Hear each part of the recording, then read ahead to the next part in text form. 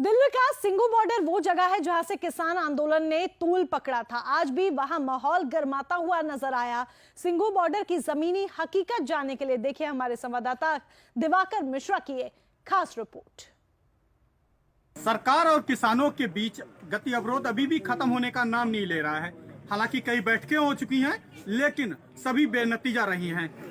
कुछ किसान साथी हमारे मौजूद हैं, हम उनसे बात करने की कोशिश करते हैं। आपसे जानना चाहेंगे कि जो एमएसपी है सरकार ने वो बरकरार रखी है, मंडी सिस्टम भी कंटिन्यू देने को तैयार है। साथ ही जो आप संशोधन चाह रहे हैं वो भी संशोधन करने को तैयार है, फिर भी आप आंदोलन क्यों कर रहे हैं?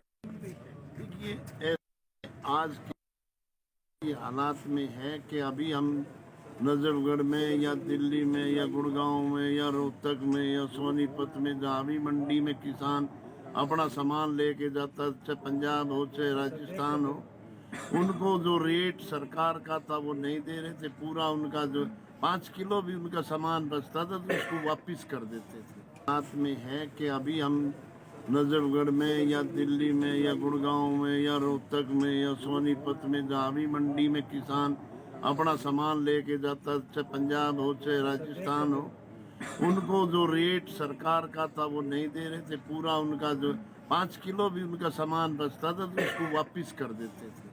तो किसानों को बड़ा बुरा लगता था। आज किसान अपनी समस्या को लेके एमएसपी के बात भी वो कह रहे हैं, ठीक मान रहे हैं, लेकिन आज जो किसान इन 3 कानूनों से परेशान है, इन 3 कानूनों के साथ उनकी जो आज दुर्दशा अन्नदाता की हो रही है। 14 को जो है फिर से आपने बंद बुलाया है।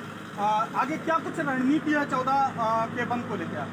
हमारी तो रणनीति ये है भी जितने भी इनके जो बिल है ना, ये सारे रद्द करके ना एक नया ऐसा पूरे भारत देश का एक ही भाव होना चाहिए। जितने भी हमारे किसानों की फसल है सबका भारत सरकार से यही निवेदन है भी उनकी सबका खरीद एक 14 को अगर बात नहीं बनती है फिर आगे की क्या कुछ रणनीति होगी किसानों की?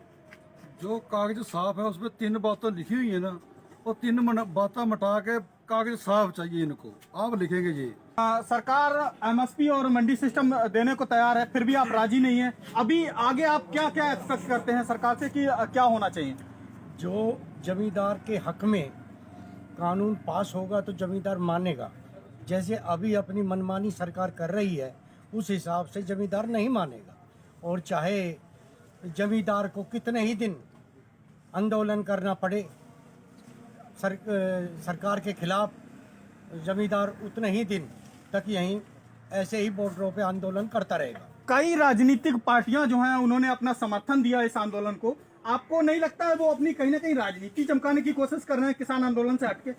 हमें तो यहाँ कोई राजनीति पार्टी नहीं दिखती, हमें तो किसान ही किसान दिखते हैं।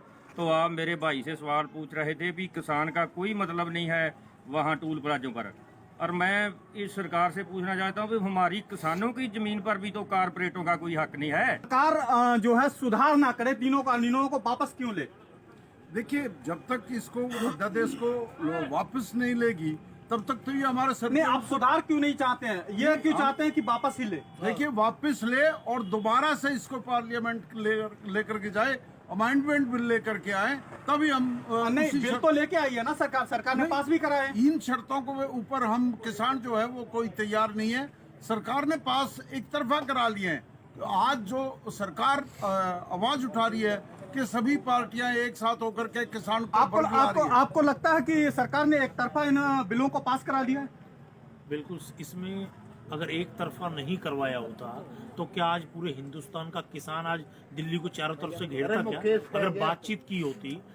और बिल्कुल सीधे सीधे किसानों का कहना है कि ये कहीं ना कहीं जो एंटी नेशनल एक्टिविटी हो रही है उसके लिए सरकार जिम्मेदार है, और सरकार को कहीं ना कहीं बेहतर कदम उठाने चाहिए जिससे इस तरीके की एक्टिविटी ना हो। किसान अपना आंदोलन कर रहे हैं और किसान अपनी मांग रख रहे हैं। दिवाकर मिश्रा, सुदर्शन न्यूज, दिल्ली।